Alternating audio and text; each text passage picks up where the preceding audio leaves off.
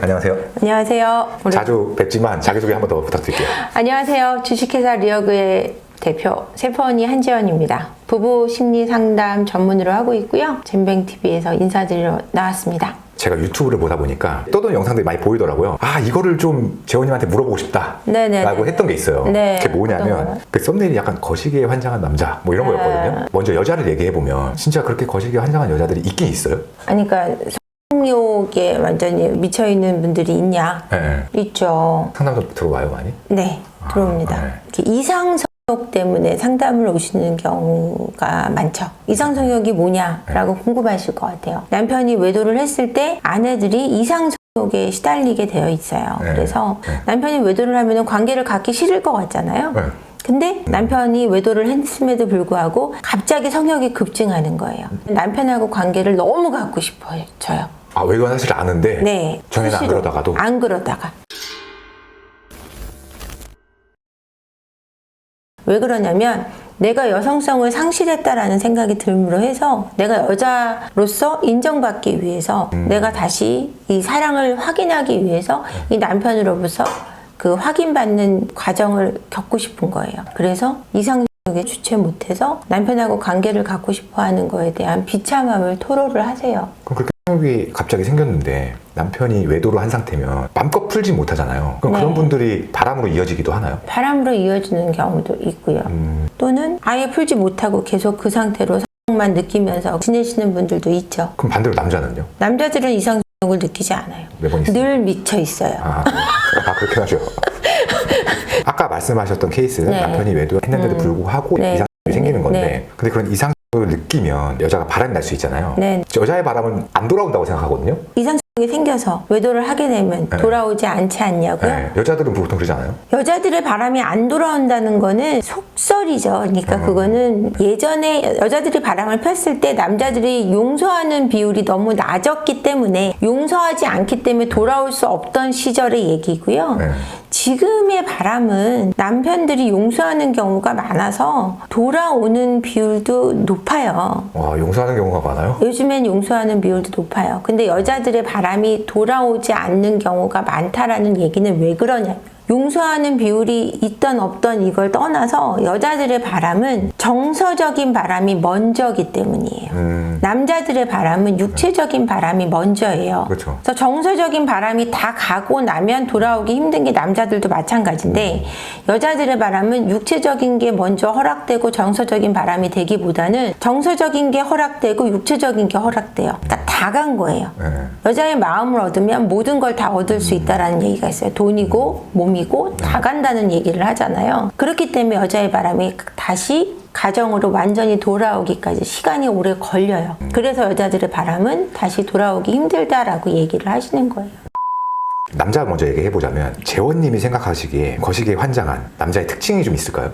성욕에 미치는 사람들의 특징은 상담 심리학을 하는 사람의 관점으로 얘기를 하자면 불안도가 높고 어릴 적에 경제적인 거, 갑작스러운 부모의 죽음, 그다음에 부모의 다툼, 공부를 많이 해야 된다라는 압박감, 이런 긴장도가 높았던 어린 시절을 보낸 사람들이 성적으로 굉장히 몰입돼 있어요.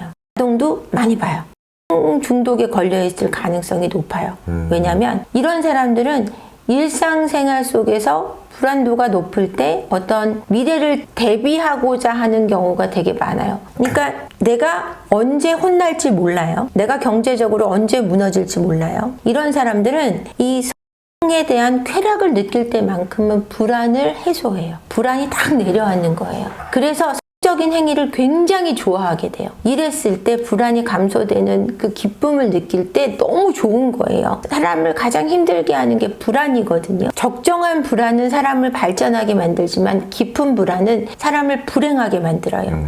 이 불행을 벗어나기 위해서 성적인 행위를 계속하는 거예요. 타이거 우즈가 중독의 대표적인 인물이잖아요. 세계적으로. 아버지가 돌아가실 때도 아버지가 돌아가신 전화를 받고도 를 했어요. 울면서도. 유명해요, 그 일화가. 그 사람은 세계 골프 황제로 등극해 있지만 늘 그 1위에서 내려가야 된다라는 것도 어린 시절도 되게 불행했단 말이에요. 그래서 그 중독에서 벗어나지 못하는 걸로 유명하단 말이에요. 이처럼 뭔가 어디서 쫓겨가고 있는 사람은 중독에서 내려오기가 굉장히 힘들어요. 그럼 우리 같은 사람이 그런 사람을 알아볼 수 있는 행동적으로 티가 나는 게 있어요? 굉장히 조용한 사람들이 그럴 가능성이 되게 높아요. 사람들하고 많이 어울리지 않고 점잖은 사람들, 이렇게 믿었던 사람들이 중독인 경우가 더 많다라는 거예요. 제 임상 사례로는. 평소에 표출을 잘 안 해서 그런가? 잘 안 하는 거죠. 내적으로 많이 참고 있는 사람일수록 그런 성적인 것으로 돌파구를 찾는 사람들이 더 많아요. 그럼 이런 사람들은 좀 어떻게 해야 좀 나아져요? 표출할 수 있는 곳을 찾아야 되는 거예요. 그러니까 운동을 한다든지 아니면 내가 취미를 갖는다든지 말을 해서 소통을 한다든지 건강하게 외부적으로 표출할 수 있는 나의 불안을 해소시킬 수 있는 것들이 있어야 되는 거예요. 의지를 갖고 진짜 노력을 해야 되는 거예요. 노력을 해야 돼요. 그리고 내가 불안하다는 것을 인지하는 것이 첫 번째. 그 불안을 어떻게 해소하고 있는가 그것을 알아야 되고 그 해소할 수 있는 방법을 외에 다른 것을 찾아내야 된다는 거죠. 그럼 반대로 여성들 같은 경우에도 굉장히 강한 여자의 특징 같은 것들이 있어요? 여성들의 경우 강한 시기들이 있죠. 20대가 굉장히 강한 경우가 있고 30대가 강한 경우가 있고 40대가 강한 경우가 있는데 이제 여성들도 비슷해요. 불안이 높은 분들이 적으로 되게 강한 케이스가 많은데 이거는 애정 결핍적인 부분이 더 강해요. 여성분들은 남성에 대해서 내가 사랑을 받을 수 있는 방식으로 을 이용해요. 을 제공함으로 해서 내가 사랑받을 수 있다라고 사고하는 경우가 있어요. 적인 부분을 활용해서 남성들을 이용할 수 있다라고 생각하는 게 20대 이라면 일단 제공한다고 생각하네요. 제공한다고 생각하는 경우가 있죠. 그리고 아이를 출산하는 시기에 30대는 성욕이 좀 감소하는 시기라고 할 수 있어요. 제가 상담 사례로는 그래요. 출산하고 아이가 10대 전에 유아기 때는 성욕이 감소해요. 아이를 키우느라 너무 힘들어요. 너무 힘들어서 남편의 성을 받아주기가 너무 힘든 거예요. 체력적으로 굉장히 내려앉거든요. 40대가 되면 성욕이 증가해요. 그때는 이제 즐길 수 있는 시간적인 여유, 육체적인 여유가 되죠. 그래서 그때는 적으로 굉장히 활성화되기 시작합니다. 근데 남편들이 이제 40대가 된 아내를 외면하기 시작하죠. 그렇죠. 타이밍이 안 맞죠. 타이밍이 안 맞죠. 여자의 경우는 오히려 우울하거나 불안하면 감소한다고 이제 말씀하시잖아요. 감소해요. 네. 이런 사람들은 어떻게 해야 돼요? 이분들은 우울증 치료를 받지 않으면 성욕이 올라오지 않아요. 애정 결핍 있는 분들이 적으로 남성들하고 잠자를 함으로 해서 내가 사랑받는다는 걸 확인하기 위해서 관계를 갖는 것 뿐이에요. 근데 성욕이 있다기보다 이분들은 성을 활용해서 사랑을 확인하는 과정을 갖기 때문에 이게 더 우울해지는 또 요소로 작용을 하기도 하거든요. 악순환이 되는 거죠. 부부들이 상담을 오시는 분들 중에 내 와이프가 좀 성욕이 떨어졌다. 뭐 이런 경우가 많을 거잖아요. 많아요. 그럼 그런 분들은 어떻게 해야 돼요? 그분이 우울증 치료를 받죠, 아내분이. 남자한테 뭔가 이유가 있는 건 아니에요? 정말 제가 상담을 하면서 어떤 문제를 겪냐면 제일 큰 문제는 남자분들이 너무 안 하려고 그러는 게 가장 큰 문제예요. 내 남편이 나랑 안 하려고 할 때.